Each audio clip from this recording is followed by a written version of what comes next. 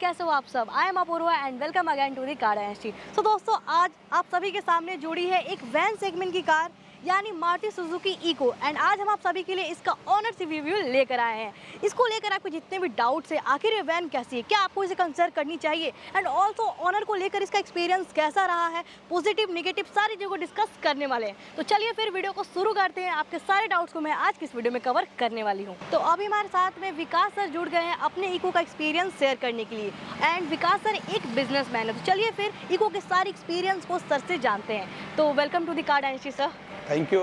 How are you Apoorva? I am also fine sir. बात करते हैं इस गाड़ी के बारे में। सबसे पहले तो मैं आपसे पूछूं कि बेसिकली सर इस पार्टिकुलर वैन को चूज़ करने का सर कैसे माइंडसेट बना आपका, क्योंकि सर जनरली कोई भी लेते हैं सर तो एक तो पर्सनल यूज़ होता है और एक कॉमर्शियल पर्पस से होता है। तो आपकी क्या रिक्वायरमेंट थी सर? पर्सनल यूज़ से आप इसे लिया है आपने या फिर कॉमर्शियल पर्पस से? देखो अपूर्वा, एक्चुअली मैंने MBA किया हुआ है और मैंने स्टार्टिंग में MBA करने के बाद जॉब ज्वाइन किया। मैं टेलीकॉम इंडस्ट्री में काम करता था, 13 साल का अनुभव था। इसके बाद मेरी जॉब चली गई तो मेरे कुछ मित्रों ने, जो हमारे बचपन के दोस्त थे, उन्होंने एडवाइस किया कि आप बिज़नेस में आइए। तो जब मैं बिज़नेस में आना चाहा तो मुझे बेसिक जो एक रिक्वायरमेंट होती है कि आप किसी से मिलने जा रहे हो, किसी से मिलने कोई आ रहा है या फिर आप उनको ड्रॉप करने जा रहे हो, 2 लोगों को, स्टाफ वगैरह को, या फिर फैमिली को लेके जाना हो कहीं, मुझे बहुत सारी चीज़ें सोचनी चाहिए क्योंकि हमारे पास फिनेंशियल स्थिति अच्छी नहीं थी और हमें बिजनेस पर्पस से भी सोचना था और हमें अपने फैमिली के बारे में भी सोचना था। तो मैं दोनों को एक साथ रख के मैंने सोचा कि मुझे कहीं ना कहीं एक कंप्रोमाइज़ करके या लोन पे या खुद फिनांस करके मुझे एक गाड़ी लेनी होगी।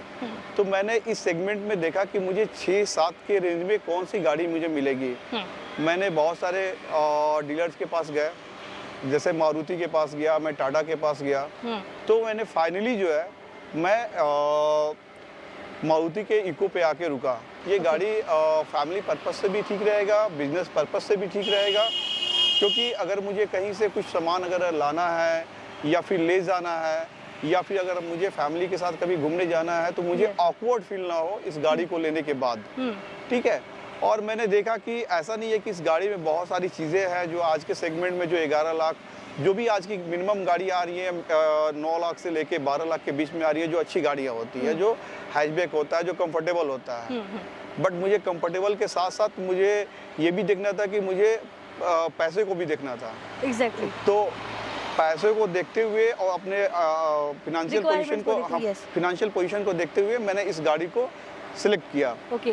बेसिकली मैं बोलूँ सर कि आपकी एक बिजनेस पर्पस रिक्वायरमेंट थी और एक फैमिली को भी लेकर कंसर्न था इसको लेकर। बिल्कुल बिल्कुल बिल्कुल। ओके। उसके बाद से मैं आपसे पूछूं सर, इको तो बेसिकली सर हम लोग देखें तो काफ़ी बेसिक फीचर इसके अंदर मिल जाते हैं, काफ़ी बेसिक लुकिंग कार है एंड हम लोग इसके अंदर देखें तो सर पावर स्टीयरिंग तक भी कंपनी ऑफर नहीं करती है। बिल्कुल। And as well as sir इसके अंदर मारुति कोई सर कुछ ज़्यादा सेफ्टी फीचर भी नहीं प्रोवाइड करती है हमारे लिए। तो सर फिर भी आपने इसे ऐसे कैसे चूज़ कर लिया? आप तो ये सब चीज़ों को जानते होंगे पहले से।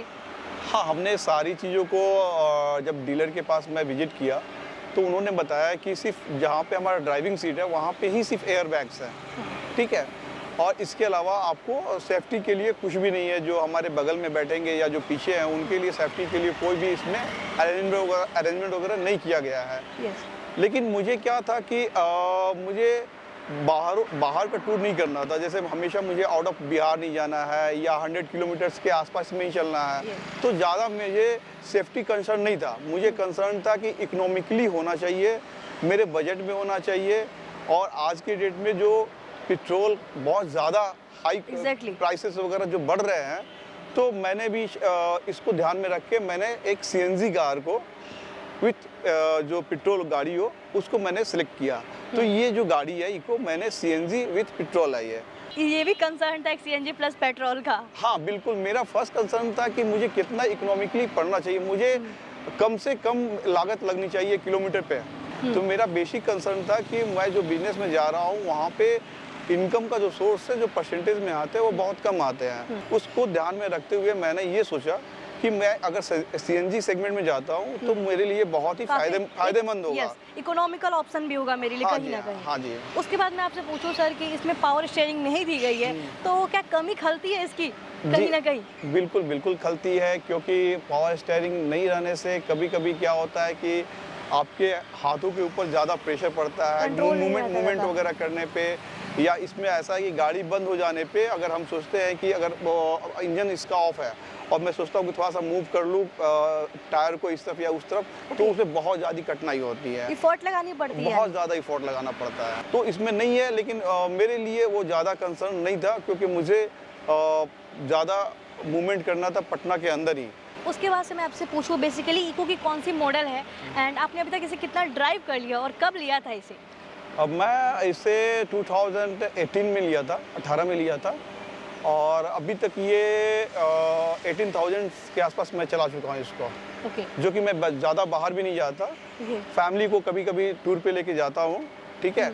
बट मैं अपने मीटिंग के पर्पस से, मैं बिजनेस के पर्पस से, कभी किसी कुछ सामान वगैरह इधर उधर लाना जाता हूँ, तो इस पर्पस से ही मैं इस गाड़ी को चलाता हूँ पटना के अंदर, और मैं कंफर्टेबल हूँ इसमें। ओके सर, आपने 18,000 किलोमीटर चला लिया, आपको कहीं से भी ऐसा लगता उससे प्लस ही चला लिया आपने, तो आपने इतना एक्सपीरियंस किया, तो कहीं से भी आपको ऐसा लगता है कि इसमें कुछ कुछ कुछ कमी है, कहीं ना कहीं कुछ इसके अंदर इम्प्रूव होने की ज़रूरत है? ऐसा है कि किसी भी गाड़ी में जहाँ तक इम्प्रूवमेंट की बात होती है वो हमेशा गुंजाइश बनी रहती है, कमियाँ कभी ख़त्म नहीं होती है किसी भी गाड़ी में। अगर हम कमी को देखें तो आप हर एक चीज़ में कमी निकाल सकते हैं। जैसे कि इसमें कमी क्या है, सबसे बड़ी चीज़ है कि इसका नाइट विज़न बहुत कमज़ोर है। Okay. रात में जब गाड़ी हम चलाते हैं तो इसका जो लाइट है, हेडलाइट है, वो परफेक्ट नहीं है। ओके वो आपको अच्छी लाइट नहीं देती है कि आप कंफर्टेबल जो है गाड़ी एक स्पीड में या एक अच्छे तरीके से चला सकते हैं, ओके पहली चीज़। दूसरा चीज़ ये है, इसके अंदर की सीट वगैरह भी इतनी अच्छी नहीं है, क्योंकि इसका बजट जो एक लोकेशन किया गया है, इसने मारुति ने जो किया है, उस लोकेशन पे बजट में मैं सोचता हूँ कि ये गाड़ी एक परफेक्ट पैकेज बन जाती है बन जाती है, क्योंकि मैं उस बजट में मैं ज़्यादा इच्छा भी नहीं कर सकता हूँ कि Exactly. ये गाड़ी मतलब मारुति कंपनी मुझे बहुत सारा चीज़ें जो है इसमें मतलब ऐड होना चाहिए, इस तरह का होना चाहिए, उस तरह का होना चाहिए, क्योंकि आप अगर बेसिक देखेंगे आज के डेट में क्या होता है कि म्यूजिक सिस्टम चाहिए, हाँ बट इस गाड़ी में म्यूजिक सिस्टम भी नहीं है। एग्जैक्टली हाँ, म्यूजिक सिस्टम नहीं है, और बहुत सारी चीज़ें हैं जो इस गाड़ी में छोटी चीजें हाँ, नहीं है इसके अंदर, हाँ। कंफर्टेबल के लहजे से देखा जाए तो बहुत सारी चीज़ें नहीं है इसमें। बट कुल मिलाकर देखोगे अपूर्वा, तो हमें अपने जो पर्पस से लिया है वो मेरा पर्पस फुलफिल हो रहा है इस गाड़ी से। यस अच्छा, जहाँ तक इस गाड़ी की माइलेज की बात रही, यस तो जैसे कि हम पेट्रोल लेते हैं, पेट्रोल आज के डेट में बहुत ज़्यादा दिन प्रतिदिन देख रहे हो कि आप बढ़ रहा है, कभी 50 पैसे, कभी 1 रुपये, आज के डेट में 107 108 रुपीज़ के Right. आसपास हो गई है, और इसका पेट्रोल का माइलेज बहुत गंदा है। अगर आप विदाउट एसी चलते हैं, हम अगर बिना एसी का चलते हैं इस गाड़ी को, तो 12 किलोमीटर मतलब मैक्सिमम जाएगी, तो अगर हाईवे पे चलते हैं तो 13-14 जाता है, और सिटी में चलते हैं तो 10 से 12 के बीच में रहता है। ओके बहुत और poor आज mileage है। हाँ बिल्कुल बिल्कुल, और आज के डेट में क्या है कि सब लोग कंफर्टेबल चाहते हैं, तो अगर गर्मी में चल रहे हैं तो हम लोग एसी चला के ही चलते हैं। एग्जैक्टली तो एसी जहाँ चलेगा, गाड़ी का माइलेज आपको आ जाता है 7 और 8 पे, ओके ठीक है। तो उस स्थिति में क्या होता है कि मैंने चला के यही किया, और मैंने अपना जो सेगमेंट चुना सीएनजी, वो मेरे लिए बहुत फ़ायदेमंद हुआ इस Exactly. गाड़ी के साथ, क्योंकि सीएनजी में अगर हम विद इन टाउन चलाते हैं तो मुझे एसी पे, विदाउट एसी नहीं मैं बात कर रहा हूँ, एसी चलाने पे मुझे आराम से 14 किलोमीटर्स पर लीटर पर केजी, हाँ सीएनजी केजी में आता है, तो ये 1 केजी में 14 किलोमीटर ये गाड़ी विद इन टाउन चल जाती है। Okay. और ये 16 किलोमीटर तक भी जाती है, 17 भी जाती है, डिपेंड करता है कि आपका ट्रैफिक कैसा है। लेकिन हम जब हाईवे पे चलते हैं तो ये अगर विदाउट मतलब एसी में भी चलते हैं तो मुझे 18 से 20 स्पीड देती है, और एसी अगर बंद रहता है तो ये 24 तक देती है तो माइलेज। विद सीएनजी बात कर रहे हो हाँ, सीएनजी की मैं बात कर रहा हूँ। Okay. तो 24 किलोमीटर प्रति किलो ये सीएनजी में देती है ये। मैक्सिमम आपने निकाला है इतना? हाँ, निकाला हुआ मैंने, सारा वो कैलकुलेशन किया हुआ है, चलिए, सही है। ये 24 तक देती है गाड़ी। Yes. अगर मैंने इको लिया है और मैंने इको के साथ सीएनजी लिया है तो मैंने सबसे अच्छा काम किया है। कहीं ना कहीं रिग्रेट भी फील होती पेट्रोल को हाँ लेकर? बिल्कुल बिल्कुल, कभी कभी रिग्रेट इसलिए फील होती है कि पूरे सीएनजी जो सीएनजी का सेटअप है ना बिहार में, वो बहुत लिमिटेड है। बिहार से जब बाहर जाते हैं तो मन तो में मुझे कहीं ना कहीं थोड़ा लगा रहता है कि डर। अगर सीएनजी डिस्टेंस अगर मैं कवर कर लेता हूँ, सीएनजी मेरा खत्म हो जाता है, तो मेरी गाड़ी पेट्रोल पे आ जाएगी, तब माइलेज जो है इस गाड़ी की बहुत पुअर हो कम जाएगी। पुअर हो जाएगी, तब मुझे हमारे पॉकेट पे बर्डन जो है, खर्च का बोझ जो है वो पड़ जाएगा ज़्यादा। एकदम आपने बिल्कुल बात सही बोली सर। उसके बाद मैं आपसे पूछूं सर, जब आप पेट्रोल और सीएनजी दोनों को एक्सपीरियंस करते हैं तो दोनों में क्या आपको ड्रास्टिक चेंज देखने को मिलता है? हाँ, ड्रास्टिक चेंजेस बिल्कुल होते हैं। जैसे कि अगर आप पेट्रोल, नो डाउट गाड़ी जब पेट्रोल पे हमारी चलती है तो थोड़ी स्मूथनेस, क्या ज़्यादा स्मूथनेस गाड़ी ये चलती है, ठीक है, और गाड़ी भी स्मूथनेस चलती है, एसी भी थोड़ा सा अच्छा काम करता है, ठीक है।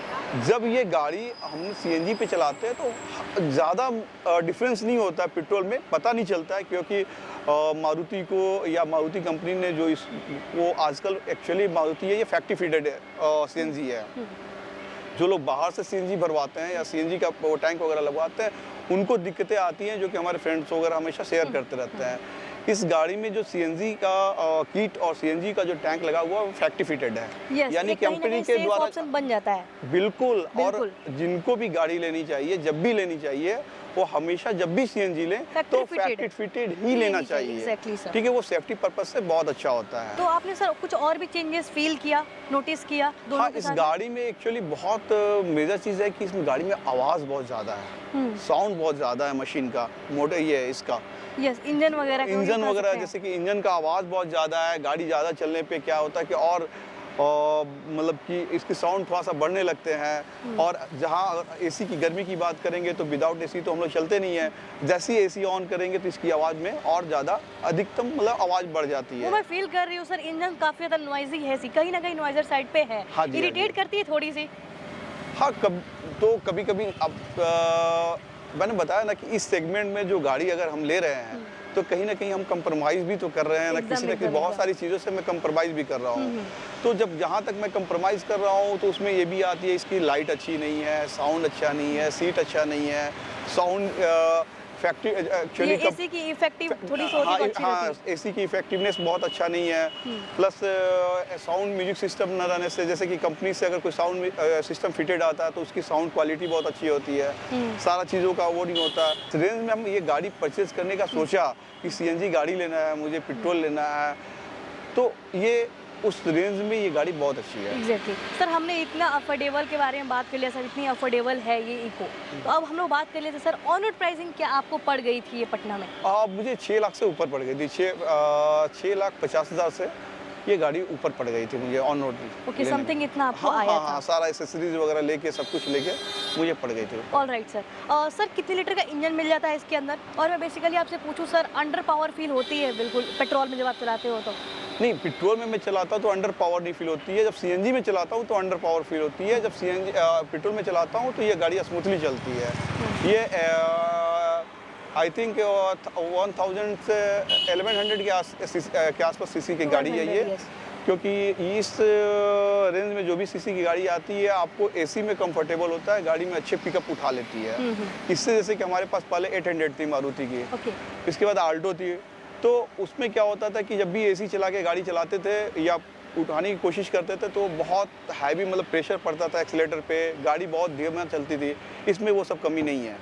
इसमें वो कमी नहीं है। आपने मुझे इको की प्राइस बताई अभी जस्ट सर, मैं आपसे पूछूं सर, अगर आप थोड़ा सा अपना बजट थोड़ा सा और स्ट्रेच करते तो आपके ऑप्शन में एक ड्राइवर भी बेस्ट ऑप्शन बन सकता था आपके लिए, एज सर एक 7 सीटर भी है, एक कंफर्टेबल ऑप्शन बन जाता, फीचर लोडेड थोड़ी सी हो जाती सर, थोड़ी सी कार वाली फीलिंग आती, और सर एक आपको अगर हम लोग देखें उसमें सर सेफ्टी भी कहीं ना कहीं आपको उसके अंदर मिल जाता।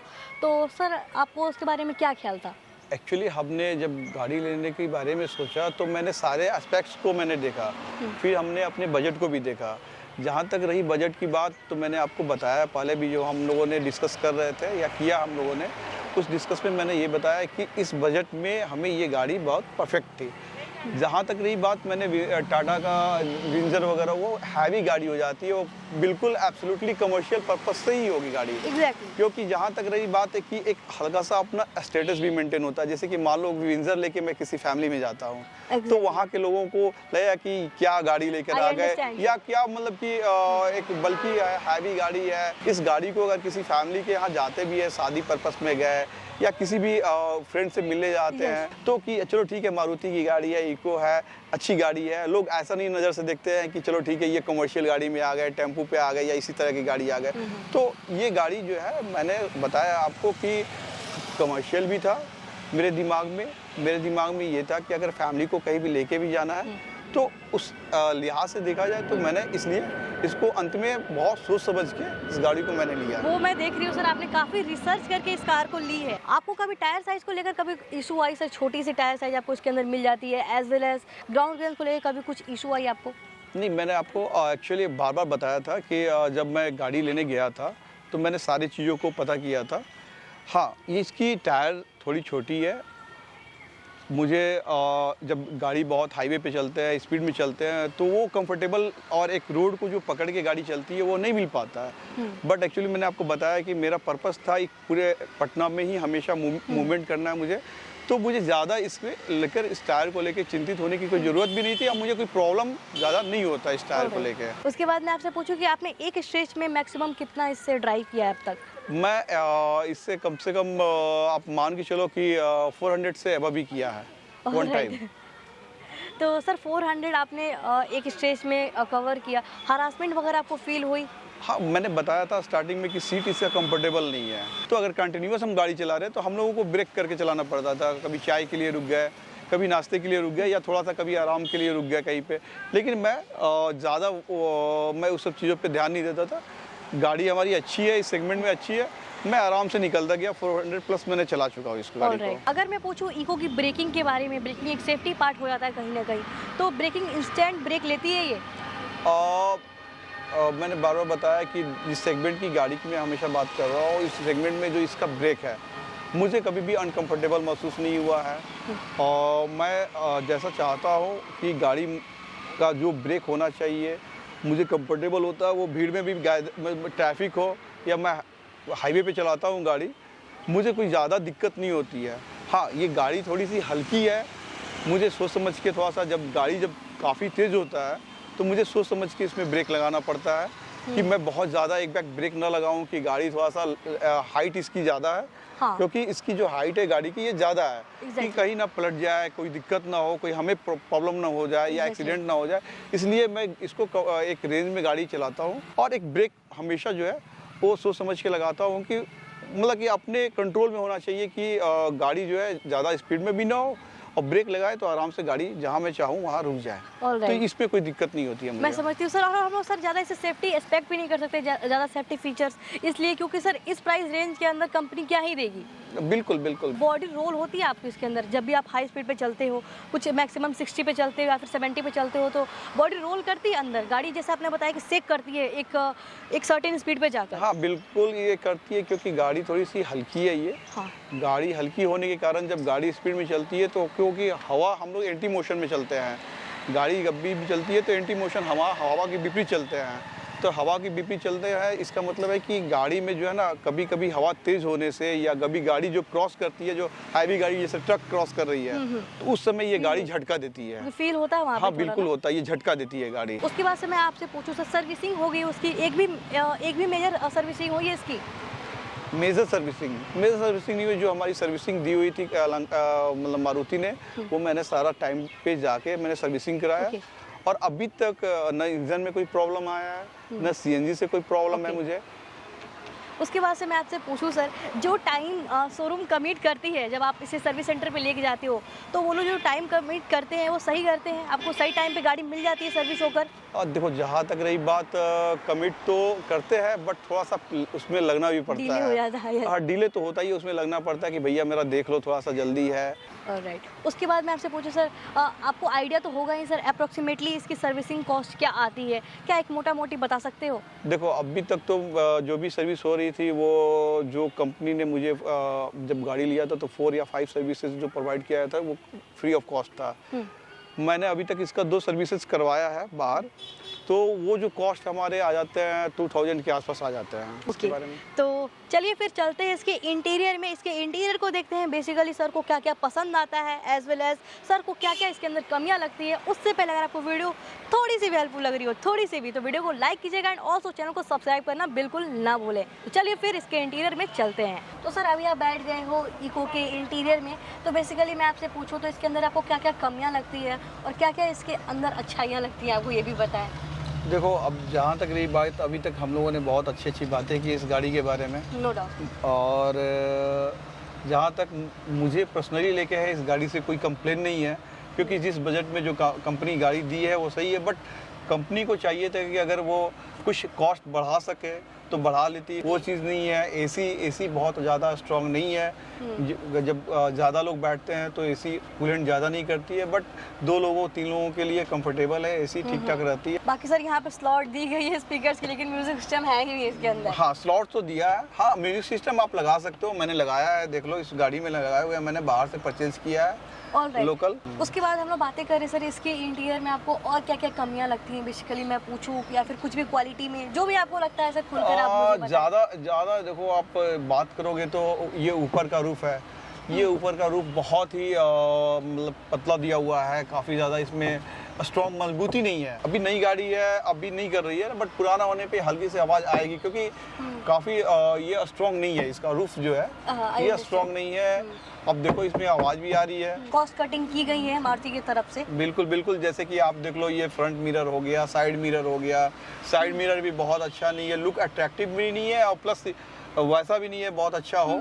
इसे गियर शिफ्टिंग में आपको कभी भी कुछ प्रॉब्लम आई स्टार्टिंग हाँ, से? स्टार्टिंग में प्रॉब्लम आती थी कि गियर कभी कभी हल्का सा फंस जाता था। जब मैं यूज्ड टू हो गया तो मैंने सोचा कि चलो ठीक है, इस प्राइस में जिस रेंज में मैंने लिया है यही मिलेगा, इसी में मुझे संतुष्टि मिलती है, तो संतुष्ट हो गया मैं इसी को लेकर। Definitely sir. चलिए फिर हम लोग चलते हैं सेकंड रो में। बिल्कुल,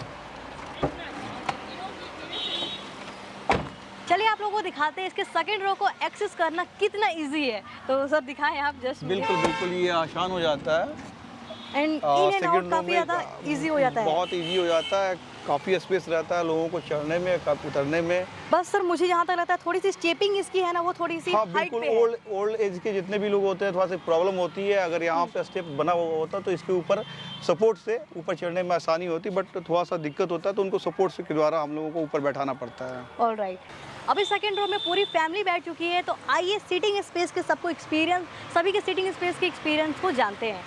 तो सर एंड मैम बताइए मुझे कि आप लोगों को कैसा लगता है पीछे बैठकर, क्या सीटिंग स्पेस आप लोगों को ऑफर की जा रही है? जहाँ तक सेकेंड रो का सीटिंग स्पेस का बात है, हम तो ड्राइवर हैं, गाड़ी आगे की भी बैठ के चलाते हैं। मैम बता पाएंगी ज़्यादा कि उनको कंफर्टेबल होता है, उनके बच्चों को कंफर्टेबल होता है या नहीं। बच्चे रहते हैं तो कंफर्टेबल डर महसूस होता है ज़्यादा, क्योंकि स्पेस है पीछे ना, तो इसलिए महसूस होता है। बाकी ओवरऑल आपकी एक्सपीरियंस कैसी रही है इसके साथ में? आप भी ड्राइव पे जाते हो मैम, आप मुझे बताएं। स्पेस के कारण मेरे साथ 2 बच्चे हैं, तो उसके लिए थोड़ा सा कंफर्टेबल महसूस होता है कि स्पेस है तो सफिशिएंट महसूस होता है। ऑलराइट, बाकी हेडरूम तो आप लोगों को काफ़ी बेहतर मिल जाती है सर। एंड नी रूम की मैं बात करूँ सर, आपकी हाइट ऑलमोस्ट कितनी होगी?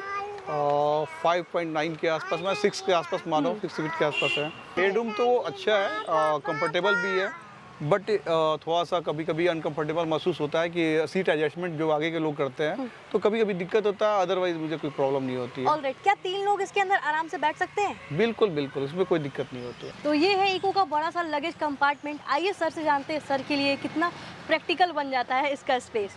तो सर आप मुझे बताएं कि इको का जो स्पेस आपको मिलता है इसके अंदर कितना प्रैक्टिकल है आपके लिए? ये मेरे लिए बहुत ही फ़ायदेमंद है, बहुत ज़रूरत का स्पेस है ये।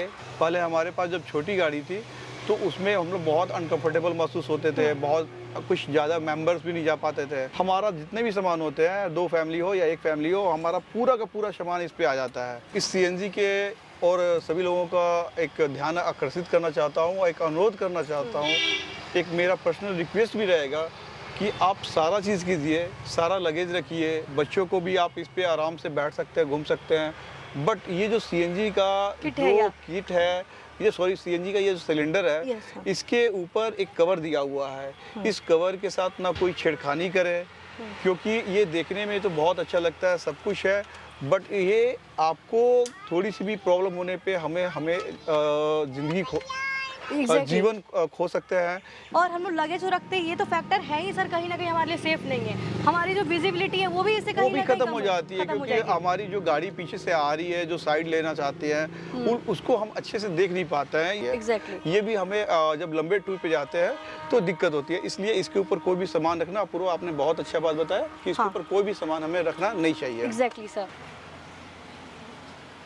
हमने इसके एक्सटीरियर इंटीरियर यहाँ तक कि इसके रियर को भी अच्छे से कवर कर लिया है। अब बात करते हैं कि ये किस तरीके के बायर्स के लिए ईको एक बेस्ट ऑप्शन बन सकता है। मैं बोलूँगा कि जिनकी भी पास थोड़ी सी अच्छी फैमिली है, जो कहीं भी जाना चाहते हैं या गाड़ी परचेज करना चाहते हैं, अभी बिल्कुल पेट्रोल का ध्यान दिमाग में न रखें। अगर उनको सामान के साथ कहीं भी आना जाना है या बिजनेस पर्पस से लेना है तो इस गाड़ी को वो आराम से ले सकते हैं, क्योंकि ये गाड़ी कंपनी फिटेड CNG के साथ आ रही है, जहाँ पे माइलेज का कोई अब चिंता नहीं करना है। इसलिए मैं जहाँ तक बोलूँगा, जो इस गाड़ी का मुझे जहाँ तक अभी तक एक्सपीरियंस रहा है, मेरे लिए बहुत अच्छा रहा है, फैमिली के लिए भी बहुत अच्छा रहा है, कमर्शियल पर्पस के लिए भी अच्छा रहा है। मैं भी विश करती हूँ कि आप अपने कार से ऐसे ही खुश रहें, ऐसे ही एंजॉय करते रहें, इसकी ड्राइविंग को एंजॉय करते रहें।